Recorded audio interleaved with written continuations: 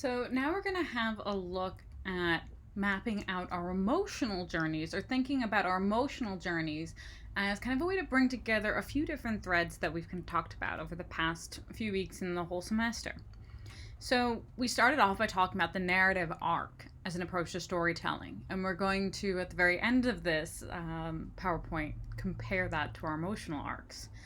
And we've discussed how emotion is how viewers, users, people who are interacting with our stories for whatever reason we want them to interact with them, shift from being passive, from this kind of observational mode, to actively identifying with your story. And that's how we affect change. And last week we talked about how storytelling is used to craft effective and affective. Again, something that affects people. You're going into that actively identifying. So we're making experiences that work and that, mean something to people. And that's really going to be key as we go. We're 2 decades into the 21st century, and as we keep going, we're just seeing this intensification to an experience economy, and emotion being key to experience and to making experiences that have meaning.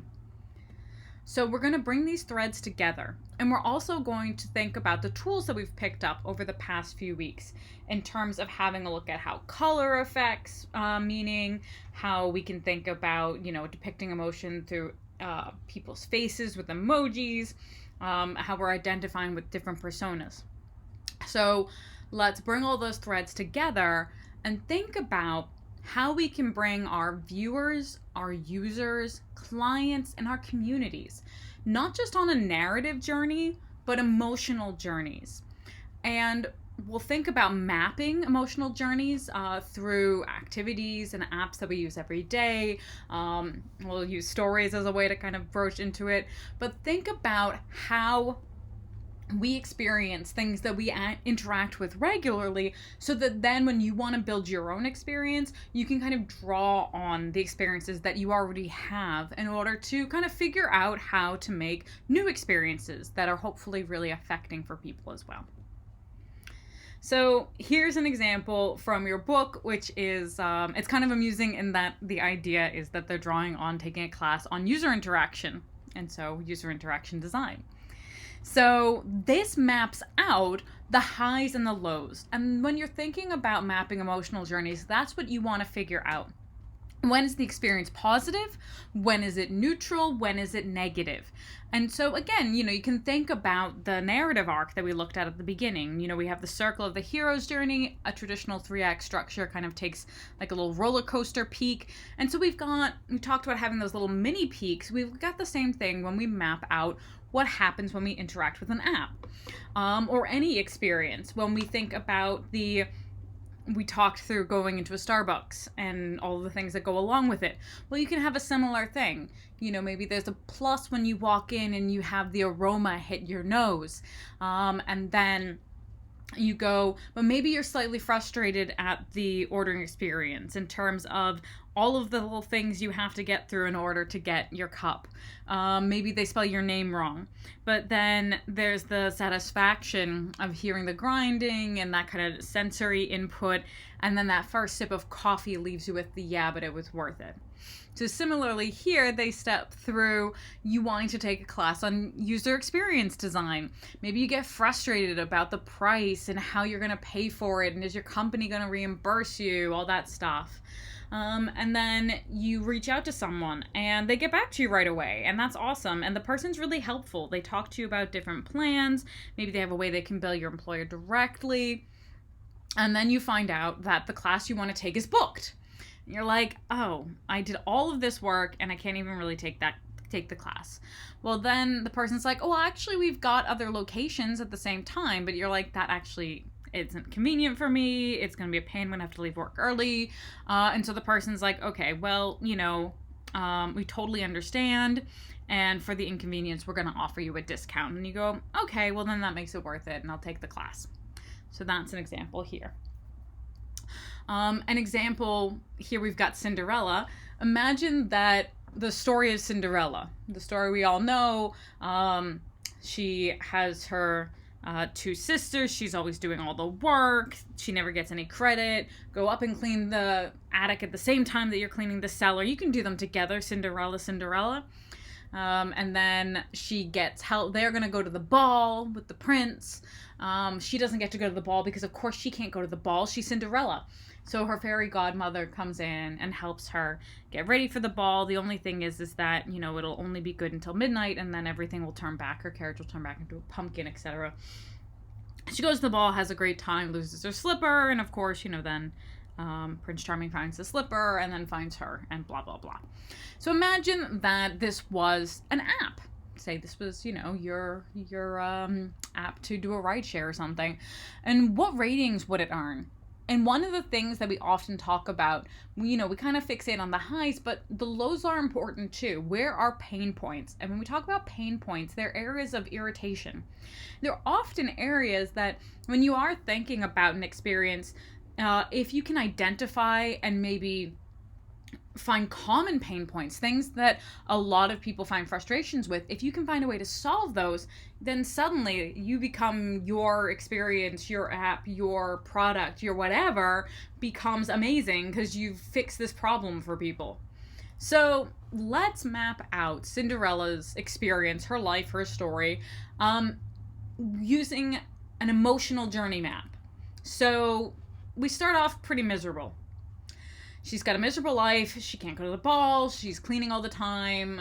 She just doesn't have time for anything, and she's not going to be allowed out.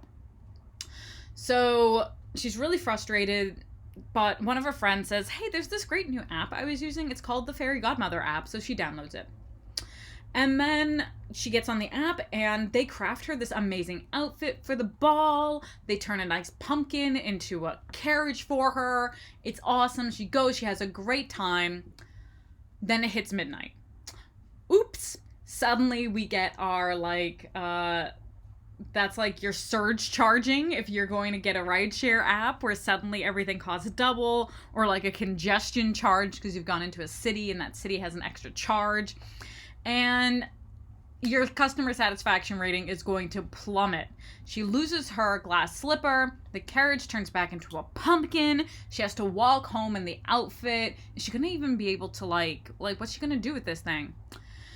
But the fairy godmother creates a new Lost and Found app, and Cinderella gets her shoe back.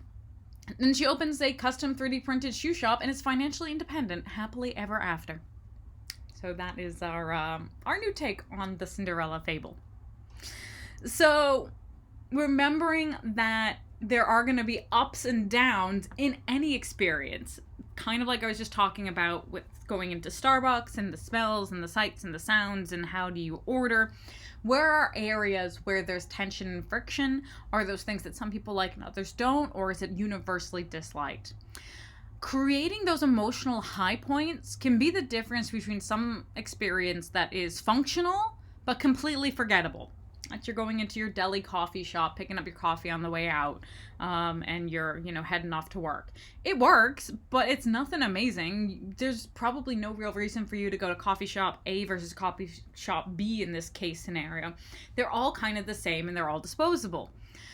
Occasionally, there'll be apps, though, or experiences, or what have you, that maybe there's a flaw, maybe there is a pain point. But overall, the highs are high enough that it makes you kind of overlook the downsides.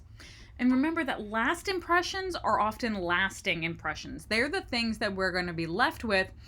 And in a way, you're also not just telling a story for someone to experience, but you want them to come back. There's a reason why this has become so key to our economy. The psychologist Daniel Kahneman, he came up with this peak-end rule. And what he said is the most intense parts of an experience, that's your peak. And hopefully it's a peak, not a trough, not a really bad experience. As well as the conclusion, the end, influence whether people are going to choose to repeat the experience in the future. So here, there was, the image here is about a study that was done where they had people stick their hands in freezing cold ice water. Painful, not fun. They did it for 30 seconds. They did it for a minute. In the second version of the experiment, they had to stick their hands in ice water for a minute.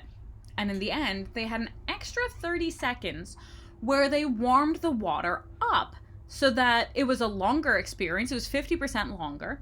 But in the end, the water was warm by the time they extracted their hands. People universally said they would rather have the longer experience because it felt less traumatic and less painful, even though they were experiencing the exact same 60 seconds of pain. And it's because in the end, their last impression of it was more pleasurable. So I just want to tie this lastly back into the narrative structure and the kind of narrative arc. So what is the narrative arc versus the emotional arc? Well, Kurt Vonnegut, when he was a grad student, he came up with this theory that you could fit all stories into basically like 6 shapes. And one of the things you'll notice is that this emotional arc is almost a flip of the narrative arc. And so as your conflict builds, people are getting more miserable. Fortune is becoming bad. And then as you have things resolve, things generally get happier. So we've got 3 kind of ideas here, the last one being Cinderella. But, someone falls in a hole. That's terrible. People rescue him. Okay, things are good. Boy meets a girl. Everything's great. He loves her. He loses the girl. Everything's terrible. Oh, he gets her back. It goes back up again. So remembering that you might be kind of crafting this opposite from your narrative arc of your emotional arc of like there's a downfall when things are, oh my God, we're all really tense. What's going to happen? But then as you end on a high note, then you're going to leave your viewer with a really nice feeling and they're going to have a more pleasurable memory of that whole experience. Part of why, again, you have the terror of, a creature feature where, oh my God, you've got the terror in Aliens as the alien is like just millimeters from Ripley's face, but everything works out okay in the end. And so that's why we leave going like there's a resolution and we have the nice release of good feeling hormones and things, leaving us with a pleasant experience after we watched our horror movie. So just keep in mind that there's this kind of mirror to our narrative that affects our emotions, and that our last experience of something, that's our lasting memory.